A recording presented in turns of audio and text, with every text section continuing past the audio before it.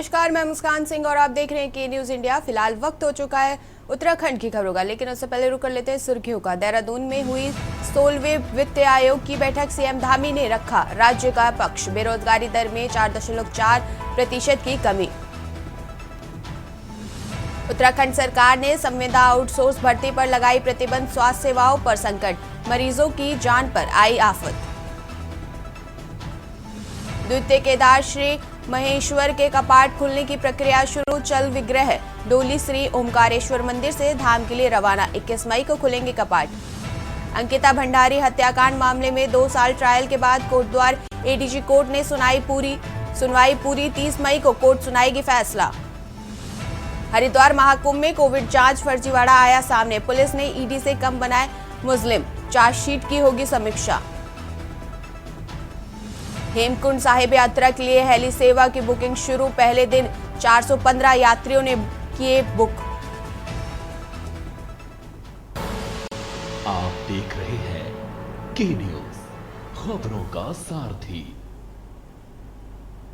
रुक कर लेते हैं खबरों का। खबर आपको बता रहे रामनगर से, जहां उत्तराखंड हाईकोर्ट ने रामनगर के तराई पश्चिम वन प्रभाग गुलजारपुर व लोअर कोसी नदी के किनारे स्थित कॉर्बेट नेशनल पार्क में कई वैश्विक कीमती पेड़, साल, संगौर व शीशम पेड़ वन अधिकारियों, कर्मचारियों और लकड़ी के ठेकेदारों की मिलीभगत से काटे जाने के मामले पर सुनवाई करते हुए कोर्ट ने खंडपीठ से राज्य सरकार से कहा है कि जो आरोप याचिकाकर्ताओं के द्वारा प्रार्थना पत्र में लगाए गए हैं उस पर अगली तिथि तक रिपोर्ट पेश करें। मामले की सुनवाई के लिए कोर्ट जून माह प्रथम सप्ताह की नियत हुई है। आपको बता दें कि सामाजिक कार्यकर्ता विमल सिंह निवासी पीपल सना रामनगर ने जनहित याचिका दायर कर कहा कि उनका ग्राम कॉर्बेट नेशनल पार्क से जुड़ा हुआ है। उनके खेत नेशनल पार्क से जुड़े हुए हैं। उनके वहां कई समय से खेतों के समीप स्थित वैश्विक साल, संगौर और शीशम के पेड़ काटे जा रहे हैं और उनका अवैध रूप से पातन किया जा रहा है, जिसकी अनुमति ना तो उनके द्वारा वन प्रभाग से ली गई, ना ही सरकार से।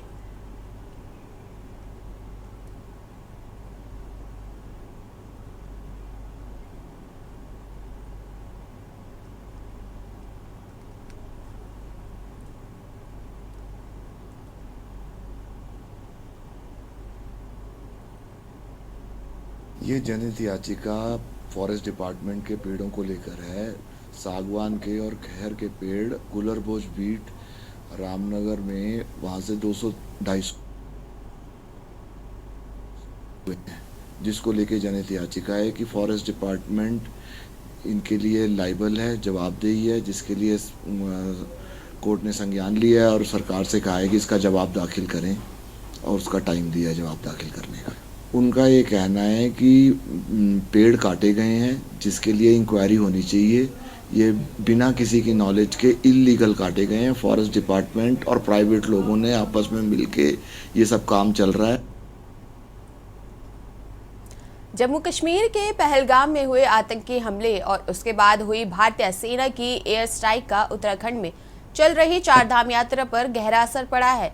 पिछले साल की चारधाम यात्रा के मुकाबले इस साल श्रद्धालु की संख्या ने भारी कमी देखने को मिल रही है। ऋषिकेश से लेकर हरिद्वार तक के होटल सूने पड़े हुए हैं। होटल मालिक श्रद्धालु व पर्यटकों के आने का इंतजार कर रहे हैं। कारोबारियों ने सरकार से बिजली, पानी के बिलों में राहत देने की मांग की है। वहीं विपक्ष ने चारधाम यात्रा को लेकर सरकार पर सवाल खड़े कर दिए हैं।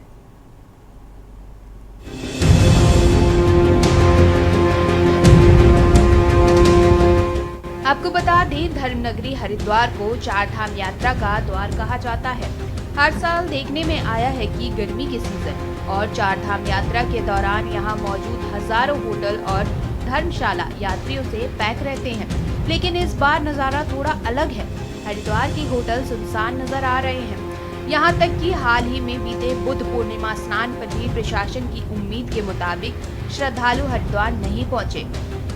हरिद्वार के होटल कारोबारी इस तिथि को भारत पाक के बीच तनाव के कारण लोगों में मन में बैठा डर बता रहे हैं। कुछ होटल कारोबारियों की माने तो इस सीजन में कारोबार पर 50% तक का फर्क पड़ गया है। होटल मालिकों का दावा है कि होटलों की ऑनलाइन बुकिंग कैंसिल हो रही है। इसके बाद होटल कारोबारी सरकार से बिजली, पानी और सीवर के बिलों में राहत देने की मांग कर रहे हैं। हरिद्वार के ऋषिकुल ग्राउंड में 4 धाम यात्रा के फिजिकल रजिस्ट्रेशन के लिए 20 काउंटर लगाए गए हैं। यहाँ रोजाना 4 धाम यात्री पहुंचकर रजिस्ट्रेशन करा रहे हैं। जिला पर्यटन अधिकारी के मुताबिक रोजाना औसतन 3000 यात्री रजिस्ट्रेशन कराकर यात्रा को रवाना हो रहे हैं। अधिकारी मान रहे हैं कि यात्रा का ये कैंसिलेशन ऑनलाइन रजिस्ट्रेशन करने वाले यात्रियों का हो सकता है। 4 धाम यात्रा और गर्मी के सीजन से हरिद्वार में होटल और टूर एंड ट्रैवल कारोबारियों को बड़ी आस रहती है। करीब 6 महीने चलने वाले सीजन में कारोबार भी जमकर होता है। ऐसे में यात्रा के सीजन गुलजार रहने वाली धर्मनगरी शांत दिख रही है, जो स्थानीय कारोबारियों की चिंता बढ़ा रही है। हम यात्रा है, कहा जाता है कि हरिद्वार के लिए बैकबोन है और ये होटल कारोबारी के लिए या ट्रेवल्स कारोबारी के लिए पूरी इसी पे निर्भर रहता है। मई और जून पे ये देखिए पूरी खाली है, वैकेंट है। होटल सारे 50% हम लोगों का कैंसिलेशन हो चुका है। जितनी भी बुकिंग है 50% कैंसिलेशन है। आज हम लोग आराम से बैठे हुए, कोई काम नहीं हमारे पास। आप देखेंगे तो कहीं भी होटल ट्रेवल्स वाले सबके गाड़ी, कितने की ऑफिस बंद है ट्रेवल्स वाले का, तो काम नहीं है। मैं तो सरकार से चाहता हूँ कि हम लोगों को बिजली बिल में, पानी बिल में, सीवर बिल में 50% की इसमें डिस्काउंट दिया जाए ताकि हम लोग आगे सर्वाइव कर पाएँ। जहाँ तक पर्यटन का विषय है, निश्चित रूप से पर्यटन को बहुत बड़ा आघात पहुँचा है। खासतौर पर जो उत्तराखंड में ये जो समय है वो 4 धाम यात्रा का होता है, और जैसे ही ये सूचना आई कि भारत पाकिस्तान के बीच में युद्ध की स्थिति बन गई है, तो जितने भी यात्री थे जिनकी बुकिंग थी इमीडिएटली सारी की सारी कैंसिल होनी शुरू हो गई। हालत ये हो गई है आज की तारीख में कि हरिद्वार के तमाम होटल खाली पड़े हैं। तमाम पर्यटन व्यवसायी जो है इस बात का जो है परेशान है कि किस प्रकार से आगे यात्रा चलेगी। हालांकि देखिए, जो पंजीकरण केंद्र जो हमने यहाँ पे इस्टेब्लिश किया है, इसमें तो ऑनलाइन ऑफलाइन बुकिंग जो हो रही है वो पर्याप्त मात्रा में टूरिस्ट आ रहे हैं और एवरेजन 2000-3000 आदमी हमारे यहाँ पर जो है पंजीकरण करवा ही रहे हैं। जो आपने कहा कि स्थानीय व्यापारियों का ये कहना है कि होटल खाली है, तो वो संभवतः हो सकता है ऑनलाइन के जो यात्री हैं उनका शायद इम्पैक्ट होगा कि वो उनके होटल कैंसिलेशन हो रहे हों, यही संभावना हो सकती है। यहाँ जो 4 धाम यात्रा और मानसूनी सीजन के दौरान आपदा और आपातकाल की स्थिति से निपटने के लिए देहरादून में 108 आपातकालीन सेवा में कर्मचारियों को ट्रॉमा केयर प्रशिक्षण दिया गया है। यह प्रशिक्षण राष्ट्रीय स्वास्थ्य मिशन के तहत किया गया। विशेषज्ञ डॉक्टरों ने एम्बुलेंस कर्मचारियों को किसी भी आपातकालीन स्थिति से निपटने के गुर सिखाए। इस प्रशिक्षण शिविर में सभी जनपदों के EMT ऑनलाइन माध्यम से जुड़े। परीक्षण में 108 आपातकालीन कर्मचारियों को विभिन्न दुर्घटना संबंधी चोटों और उनके प्राथमिक उपचार के बारे में जानकारी प्रदान की गई। इस दौरान दुर्घटना के समय बरती जाने वाली सावधानियां और दुर्घटनाग्रस्त मरीज के सुरक्षित परिवहन के विषय में जानकारी प्रदान की गई। कैंप 108 आपातकालीन सेवा के महाप्रबंधक प्रोजेक्ट अनिल शर्मा ने बताया कि सेवा की गुणवत्ता में सुधार के लिए संस्था समय समय पर अपने कर्मियों को प्रशिक्षित करते रहते हैं। वहीं राज्य मौसम विज्ञान केंद्र के निदेशक विक्रम सिंह ने बताया कि प्रदेश में 25 जून तक मानसून पहुंचेगा। उनके मुताबिक 27 मई तक मानसून केरल में पहुंचेगा। इसके करीब 25 दिनों के बाद उत्तराखंड में 25 जून तक मानसून पहुंचेगा। इस बार मानसून सामान्य रहने की उम्मीद जताई है। बिल्कुल, मानसून देखिए जून से शुरुआत होती है। नॉर्मल डेट जैसे देखें केरल में 1 जून होती है, लेकिन अभी जो स्टेटमेंट दिया गया डिपार्टमेंट द्वारा बोला कि 27 मई तक जो है जो हमारा केरल है वहाँ पे पहुँच जाना चाहिए। तो जो मॉडल एरर उसमें 4 डेज तक का है, लेकिन जो डेट एक दी गई वो 27 मई तक में बोला कि वहाँ पहुँचेगा। फिर वहाँ से यहाँ तक पहुँचने में करीब 25 दिन जो है लगते हैं आपके, 24 से 25 दिन। तो हमारी जो नॉर्मल डेट है 25 के आसपास है। तो अगर एक नॉर्मल से मानसून चलता है तो यहाँ पे भी 2-1 दिन पहले पहुँच सकता है। अदरवाइज जो हमारी जैसे जो नॉर्मल डेट है तो वो 25 जून के आसपास है। जी, पूर्ण है। पहलगाम आतंकी हमला तो अपने आप में बहुत ही विभत्स और रोंगटे खड़े कर देने वाली घटना थी, लेकिन इसका मतलब ये नहीं कि उत्तराखंड असुरक्षित है। मेरा तो सभी जो यहाँ पर आध्यात्मिक और धार्मिक कार्यों के लिए आने वाले श्रद्धालु हैं उनसे कहना है कि उत्तराखंड बहुत ही शांतिप्रिय प्रदेश है। और चार धाम यात्रा पर बिल्कुल इसका पहलगाम आतंकी हमले का कोई भी असर नहीं है। ज़्यादा से ज़्यादा लोग यहाँ पर आएँ और चार धामों के अलावा भी हमारे जो धार्मिक संस्थान हैं, हमारे धार्मिक स्थल हैं, उनमें जाएं। और इस वक्त तो भीषण गर्मी पड़ रही है बाकी के भारत के राज्यों में, ऐसे में उत्तराखंड की आबो हवा, यहाँ का मौसम बहुत सुंदर है। और मैं सभी से विनम्र निवेदन करूँगी कि ये जो संख्या में गिरावट आई है उसको मद्देनज़र रखते हुए हमारी सरकार और शासन को भी मुस्तैद होना पड़ेगा और एक सुरक्षित, सुविधाजनक और सुगम यात्रा का संदेश देश के कोने कोने तक और विदेशों में पहुंचाना पड़ेगा। यहाँ पर यात्रा चल रही है तो ये पर्दाफाश सामने आ गया, सरकार का झूठ सामने आ गया और सरकार की इस यात्रा में चल रही कार्रवाइयों की खामियां सामने आ गए। हाँ, इसमें मैं ज़रूर मान सकता हूँ कि जो पहलगाम के बाद जो आर्मी सेना का जो पाकिस्तान पर जो एक स्ट्राइक चला था उस पर 2-3 दिन ये असर रहा, लेकिन मूलतः यात्रियों का आना जाना हम तो देख रहे हैं लगातार है।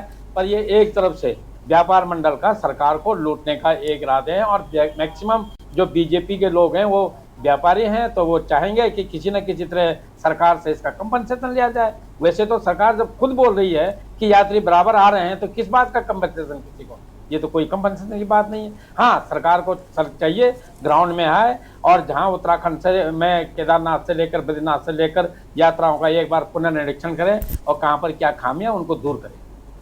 नहीं, देखिए यात्रा पर मुझे लगता है कि कोई ऐसा खास असर पड़ा नहीं है, लेकिन हाँ बीच में जो हफ्ते भर तक जो ये कश्मोबहस चलती रही जिसमें हमारा पाकिस्तान के साथ ये द्वंद्व चलता रहा, उसको लेकर के कहीं ना कहीं थोड़ी सी भ्रम की स्थिति हमारे श्रद्धालुओं में थी। उसको ख़त्म करने का काम हमारी सरकार ने किया है कि यात्रा में किसी भी प्रकार की कोई त्रुटि नहीं है, सबको सुरक्षा प्रदान की जा रही है, तमाम जो व्यवस्थाएं हैं उनको देने का काम किया जा रहा है। और यात्रा चाहे वैष्णो देवी की हो और चाहे उत्तराखंड के अंदर चार धाम की हो, पर दस्तूर हमारी यात्रा चल रही है। बस थोड़े से समय 1 हफ्ते के लिए इस यात्रा को थोड़ा हल्का फुल्का रोका गया था, बशर्ते कि ये पूरी यात्रा हमारी अच्छे तरीके से चलती रही। और उत्तराखंड के अंदर इस यात्रा को दुरुस्त करने के लिए सरकार ने अपने पूरे इंतजाम किए हैं। चाहे मैं सुरक्षा की बात करूँ तो हमारे सैनिक बल तमाम लगे हैं, इसमें किसी भी यात्री को किसी भी प्रकार की कोई दिक्कत नहीं होगी। ऋषिकेश से लेकर हरिद्वार तक के होटल सूने पड़े हुए हैं। होटल मालिक श्रद्धालुओं व पर्यटकों के आने का इंतजार कर रहे हैं। कारोबारियों ने सरकार से बिजली, पानी के बिलों में राहत देने की मांग की है। बहरहाल अब भारत पाकिस्तान के तनाव खत्म होने के साथ यात्रा और व्यापार पर जल्द ही अच्छा फर्क देखने को मिल सकता है, लेकिन आने वाले मानसून भी यात्री की गति को धीमा करेंगे, जिसके चलते चार धाम यात्रा से व्यापार में आने वाले समय पर भी इसका असर देखने को मिल सकता है। इस वजह से भी व्यापारी सरकार से राहत को लेकर गुहार लगा रहे हैं। Uttarakhand desk report.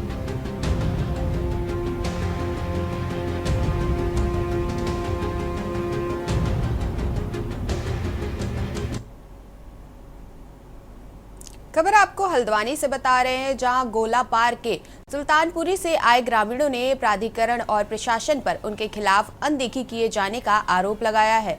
ग्रामीण महिलाओं ने कहा है कि उनकी 4 पीढ़ियां यहां रह रही हैं, लेकिन अब मिलने वाली सुविधाएं धीरे धीरे बंद हो रही हैं। उनका कहना है कि बिजली और पानी का कनेक्शन रोक दिया गया है और प्राधिकरण द्वारा उनके इलाके में कोई सुविधाएं नहीं दी जा रही है। ग्रामीणों ने आरोप लगाया है कि प्राधिकरण ने गोलापार से 6 गांवों को अपने अधीन किया है और यहाँ केवल चालान काटने और राजस्व वसूलने का काम हो रहा है। उन्होंने प्रशासन से मांग की है कि या तो प्राधिकरण को इन गांवों से हटाया जाए या फिर यहाँ की व्यवस्थाओं को पूरी तरह दुरुस्त किया जाए।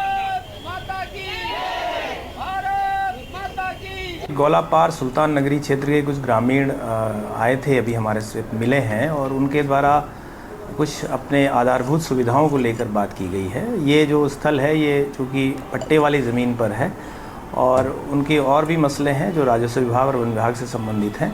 जहाँ तक प्राधिकरण का विषय है, प्राधिकरण निरंतर जो विकास कार्य हैं उसमें लगभग अभी तक 33 करोड़ की योजनाओं को स्वीकृत कर चुका है। गोलापार क्षेत्र में भी जहाँ पर जैसी आवश्यकता होगी उसका परीक्षण किया जाएगा और आगे इनकी योजनाओं को सम्मिलित करने का प्रयास किया जाएगा। हमारी समस्या है वो विद्युतीकरण की है, क्योंकि नए कनेक्शन बंद दिए जा रहे हैं। देखिए, स्वर्गीय राजीव गांधी जी ने विद्युतीकरण का राष्ट्रीयकरण किया, तो वो राष्ट्रीयकरण क्या एक मुखाल है या वो संविधान को झुठलाने वाली बात है? हम कह रहे हैं कि जो किया गया है उसको पूर्ण रूप से सुचारू रूप से लागू होना चाहिए। जवाब एक ठेले वालों को दे सकते हैं, क्योंकि विद्युतीकरण के अंतर्गत राष्ट्रीयकरण हुआ है, उसका कोई भी व्यक्ति उससे कनेक्शन ले सकता है। अरे हम आए हैं, रोड नहीं, पानी नहीं, बिजली नहीं है, मालिकाना हक नहीं, 4 पीढ़ी हमारे हो गए, अब कब मिलेंगे हमको? कब मिलेंगे?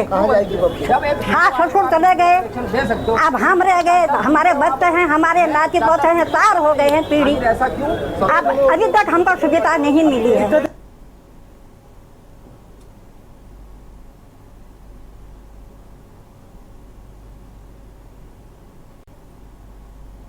खबर आपको गदरपुर से बता रहे हैं, जहां पर प्रधानमंत्री नरेंद्र मोदी के नेतृत्व में डबल इंजन की सरकार उत्तराखंड में चहुमुखी विकास कर रही है। विधायक शिव अरोड़ा ने आनंदखेड़ा ग्राम सभा से लगभग 2.5 किलोमीटर हॉट मिक्स रोड का उद्घाटन नारियल फोड़ कर किया। दिनेशपुर जफरपुर रोड से लिंक मार्ग होते हुए आनंदखेड़ा, मकरनपुर, पपलिया एवं मोहनपुर के सड़कें खस्ताहाल हो चुकी है। आए दिन दुर्घटना होती रहती है। स्थानीय लोगों ने कई बार क्षेत्रीय विधायक शिव अरोड़ा से सड़क बनवाने को लेकर मांग की। विधायक द्वारा स्थानीय लोगों की मांग को गंभीरता से लेते हुए विधायक निधि से लगभग 24 लाख की लागत से बनाने वाली 2.5 किलोमीटर सड़क का उद्घाटन किया। विधायक ने बताया कि क्षेत्र में विकास की कोई कमी नहीं रहेगी। भाजपा की डबल इंजन सरकार है, काम कर रहा हूं, करता रहूंगा।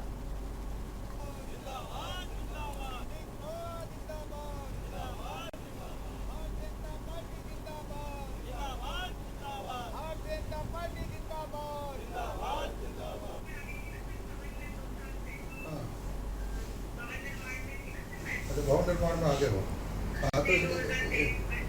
आनंद खेड़ा से लेके मकरंदपुर लोहे की पुलिया, ये 2.5 किलोमीटर की सड़क की दुर्दशा थी।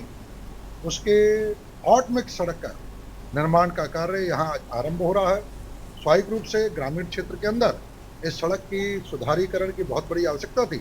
पीडब्ल्यूडी को हमने प्रस्ताव दिया था और पीडब्ल्यूडी ने हमारे प्रस्ताव को स्वीकार करते हुए इस काम को आज काम आरंभ हो रहा है। स्वाभाविक रूप से ग्रामीण क्षेत्रों में ऐसे जितनी भी मुख्य सड़कें हैं, उन सब मुख्य सड़कों के निर्माण कार्य को हम बहुत प्राथमिकता के आधार पर 2.5 किलोमीटर, 3 किलोमीटर, 4 किलोमीटर, रुद्रपुर विधानसभा के ग्रामीण क्षेत्र में ही 27 किलोमीटर की सड़कों का अब तक काम हम कर चुके हैं।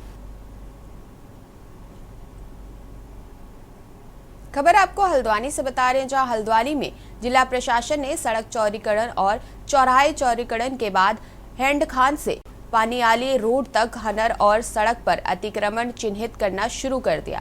प्रशासन ने निरीक्षण में लगभग 1.5 किलोमीटर नहर और सड़क पर अतिक्रमण की कार्यवाही को चिन्हित करते हुए कई आवासीय एवं कमर्शियल बिल्डिंग द्वारा सरकारी भूमि पर अतिक्रमण होना पाया है। एसडीएम ने बताया कि सिंचाई विभाग द्वारा इस मार्ग पर पक्का नाले का निर्माण किया जाना है, जिससे कि आवासीय क्षेत्र में जल भराव की समस्या से निजात मिल सके। लिहाजा प्रशासन ने अतिक्रमणकारी 16 बिल्डिंगों पर निशान लगाए हैं और जनता से अपील की है कि 1 सप्ताह के भीतर वह खुद अपना अतिक्रमण हटा ले, नहीं तो प्रशासन सख्ती से 7 अतिक्रमण हटाएगा।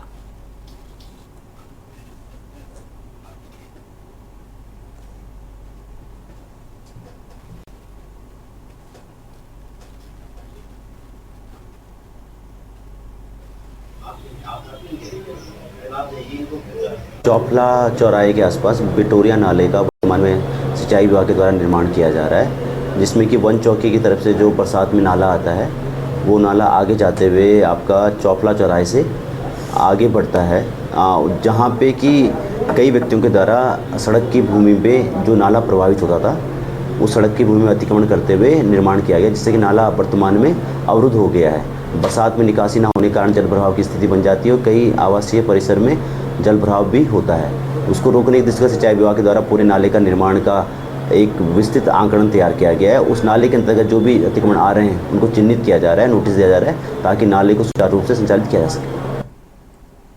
उत्तराखंड हाईकोर्ट में राज्य सरकार द्वारा लागू किए गए यूसीसी 2025 यूनिफॉर्म सिविल कोड को चुनौती देने वाली याचिका पर सुनवाई हुई। यूनियन ऑफ इंडिया ने काउंटर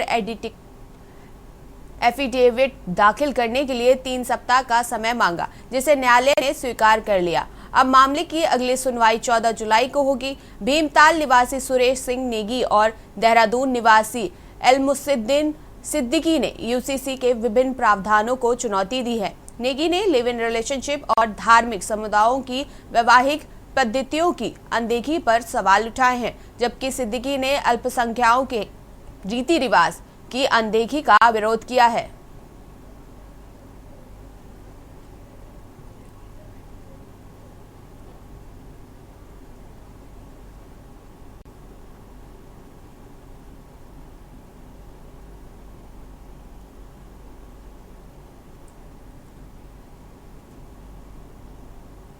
हमने माननीय न्यायालय से ये कहा कि मतलब 27 जनवरी से ये लागू हो चुका है यूसीसी और 12 फरवरी को पहली डेट हुई थी, जो पहली हियरिंग हुई थी, और तब से अभी तक सारे काउंटर्स आए नहीं। हालांकि जो उत्तराखंड स्टेट है, स्टेट ऑफ उत्तराखंड, उन्होंने सारे काउंटर्स फाइल कर दिए हैं। तो यूनियन ऑफ इंडिया ने टाइम मांगा है 3 हफ्ते का काउंटर फाइल करने के लिए। तो जब यूनियन ऑफ इंडिया का काउंटर आएगा तो उसके बाद जो पिटिशनर्स हैं वो भी अपने रिजॉइंडर्स फाइल करेंगे। तो उसके बाद संभवतः जो 14 जुलाई की डेट लगी है उस दिन शायद आर्ग्यूमेंट्स के लिए केस टेकअप ऑनरेबल कोर्ट करेगा। खबर आपको रुड़की से बता रहे हैं, जहां विजिलेंस टीम ने एक बड़ी कार्रवाई करते हुए अपर तहसीलदार के पेशकार को रिश्वत लेते रंगे हाथ गिरफ्तार कर लिया। महिला अधिवक्ता ने पेशकार द्वारा किसी काम के लिए पैसे की मांग की सूचना विजिलेंस को दी थी, जिसके बाद टीम ने तुरंत कार्रवाई की। पेशकार को रिश्वत लेते हुए गिरफ्तार किया गया। विजिलेंस की कार्रवाई अभी भी जारी है और मामले की जांच की जा रही है।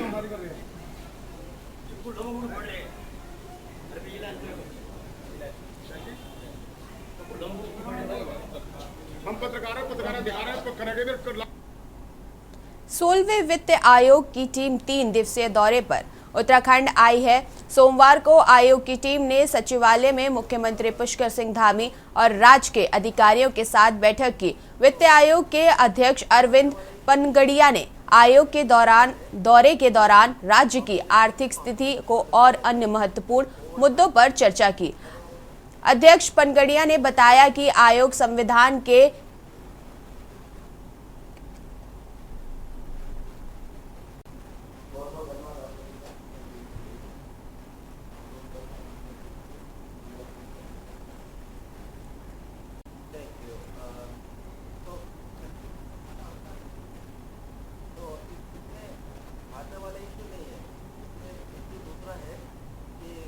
खबर आपको नैनीताल से बता रहे, जहां नैनीताल सांसद अजय भट्ट ने नैनीताल से दुरुस्त क्षेत्रों को जोड़ने वाले मंगोली, खमानी, थपाल, जलाल गांव, रोखड़ की क्षतिग्रस्त मोटर मार्ग के सतह सुंदरीकरण कार्यों का शिलान्यास किया।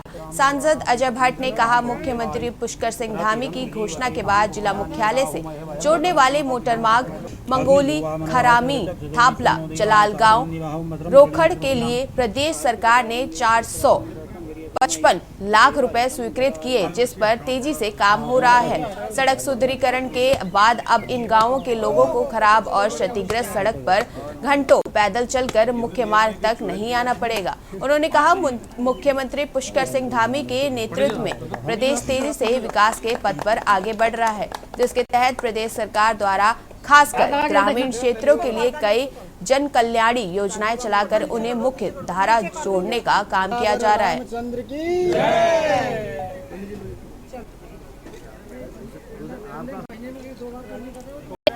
हमारे लगभग दर्जन भर गांव और तोकों को इससे बड़ा फायदा मिलेगा।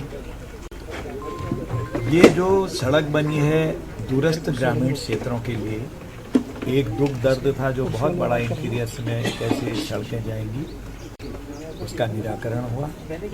और आज जब इसका सुधारीकरण हो रहा है तब भी भारतीय जनता पार्टी की ही सरकार है।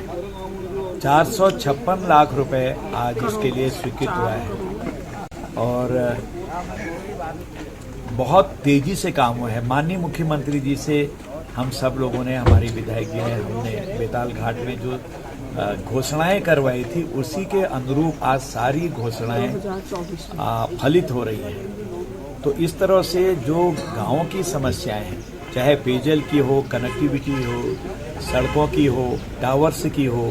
जगह जगह गाँव में टावर्स भी हम लोगों ने इस समय लगाए हैं, जिससे हमारे स्टूडेंट्स को बहुत फायदे हो रहे हैं। दर्जन भर सड़कों के लिए जो माननीय मुख्यमंत्री जी ने घोषणाएं करी थी बेताल घाट में, आज उनका परिणाम दिखने लग गया है। खबर आपको कालाडूंगी से बता रहे हैं, जहां कालाडूंगी तहसील के निगम नाले के समीप ग्रामीणों ने एक व्यक्ति द्वारा रास्ता रोकने की बात को लेकर उप जिलाधिकारी कालाडूंगी को ज्ञापन सौंपा। ग्रामीणों का कहना है कि ग्रामवासियों की आम सहमति से कच्ची रोड का निर्माण किया गया था और वर्तमान में 30 परिवार उक्त कच्चे मार्ग से आया जाया करते हैं। वर्तमान में उक्त कच्चे मार्ग पर जिला पंचायत से पुलिया निर्माण का कार्य भी चल रहा है। ग्रामीणों ने कहा है कि एक व्यक्ति द्वारा रास्ता रोका जा रहा है, जिससे ग्रामीणों को काफी परेशानियों का सामना करना पड़ रहा है। ग्रामीणों ने रास्ते में आवाजाही खुलवाने को लेकर उप जिलाधिकारी कालाडूंगी से आग्रह किया है।